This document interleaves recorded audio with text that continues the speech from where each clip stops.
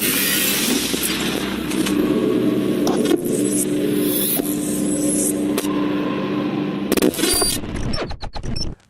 get lost inside my thoughts, and when I start to think, oh, the whole closest stars. Katawan, bukan hanya tentang gol-gol dan kemenangan, tapi tentang hati yang besar dalam tubuh seorang anak berusia 17 tahun bernama Lamine Yamal.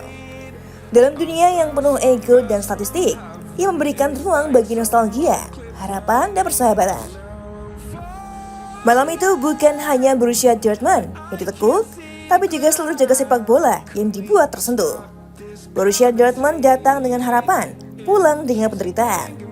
Di bawah arahan Hansi Flick, Barcelona berubah menjadi pasukan gladiator dengan sihir Latin. Skor akhir 4-0 bukan sekedar angka di papan skor, itu adalah bukti dominasi yang tak terpatahkan.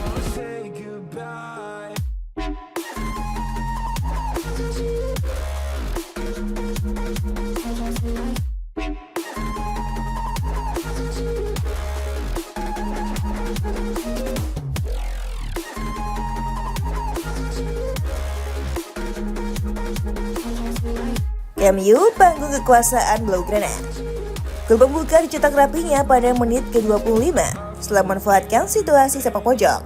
Meski sempat ada ketegangan karena pengecekan offside, Dortmund gagal menyamakan kedudukan sebelum jeda. Meski memiliki peluang emas lewat Serhou Guirassy, namun masih tak membuahkan hasil. Babak kedua baru berjalan 3 menit, Barcelona menggadaikan keunggulan lewat sundulan Robert Lewandowski yang memanfaatkan umpan rapinya.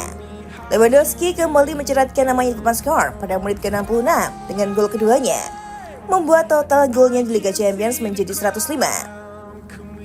Gol itu tercipta berkat kerjasama apik dengan Fermin Lopez, menegaskan ketajaman striker Polandia itu melawan mantan klubnya.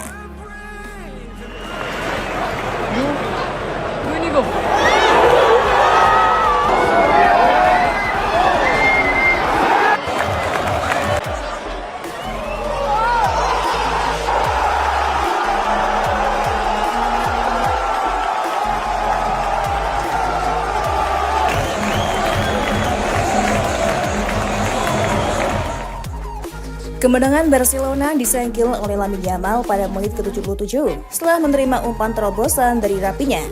Pemain berusia 17 tahun itu dengan tenang mengelabui kiper Gregor Kobel, melengkapi malam yang sempurna bagi pasukan Hansi Flick. Skor 4-0 memberikan Barcelona keunggulan besar jelang leg kedua di Signal Iduna Park, meski mereka tetap harus waspada. Namun bukan hanya gol yang membuat malam ini tenang.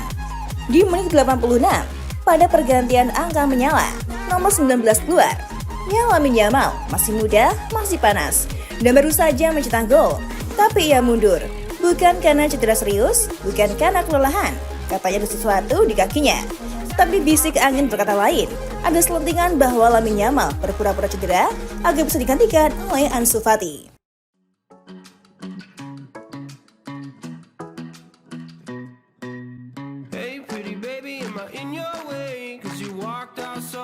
Yesterday, no, I don't think you're here to stay.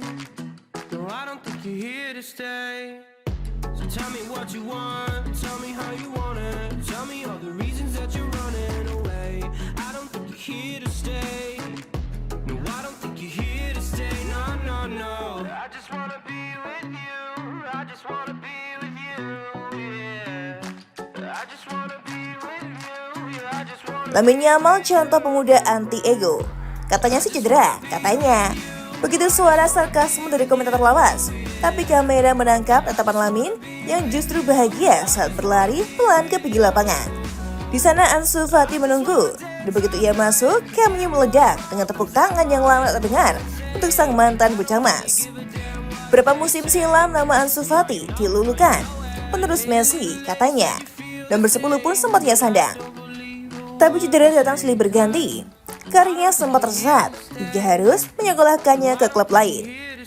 Namun malam itu seperti kata pepatah, biar lambat asal selamat, biar dilupakan asal belum tamat.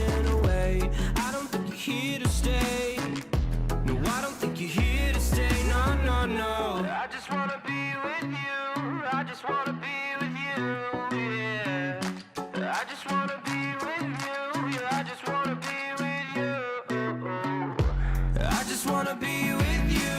I just wanna be with you. Yeah. I just wanna be with you. Dan tak banyak yang tahu betapa kecil peluangnya bisa kembali ke Camp Nou di momen sebesar ini. Maka saat Lamine Yamal memilih untuk keluar dan memberikan panggung, itu bukan sekedar pergantian pemain. Itu adalah bentuk penghormatan dari generasi baru kepada yang pernah menjadi harapan lama. Reaksi supporter tak perlu dijelaskan. Cukup lihat wajah mereka. Ada yang mengangguk pelan, ada yang berdiri menepuk tangan tanpa suara, ada yang menitikkan air mata diam-diam. Karena sepak bola bukan hanya soal siapa yang lebih kuat, tapi siapa yang tahu kapan harus memberi.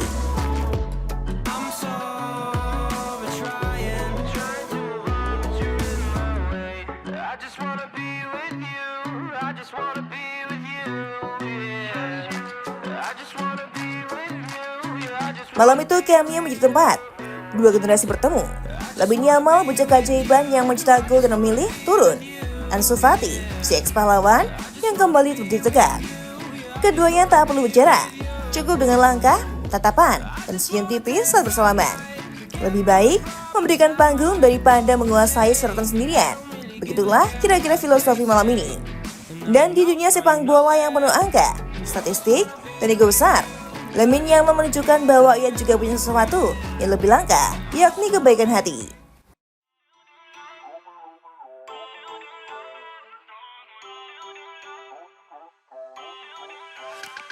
feel uninvited.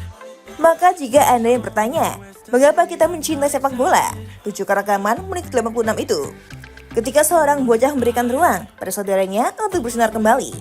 Di tengah dunia yang makin egois, momen seperti ini adalah emas. Karena dalam sepak bola, kandang yang paling indah bukan gol trofi, tapi keikhlasan di antara dua bintang yang tahu tidak semua cahaya harus datang dari satu langit. Lamine Yamal bukan hanya simbol masa depan Barcelona, ia simbol nilai. Di usia yang belia, dia menunjukkan bahwa menjadi besar tak hanya soal kekuatan kaki, tapi juga ketulusan hati. Ia mengerti bahwa di klub sebesar Barcelona, ada ruang untuk berbagi momen, bukan hanya merebutnya.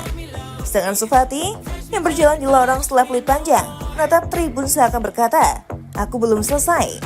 Dan benar saja, dalam menit singkat itu, dia membuat satu dribble, satu tembakan, dan satu senyuman yang menghidupkan kembali kenangan manis masa lalu.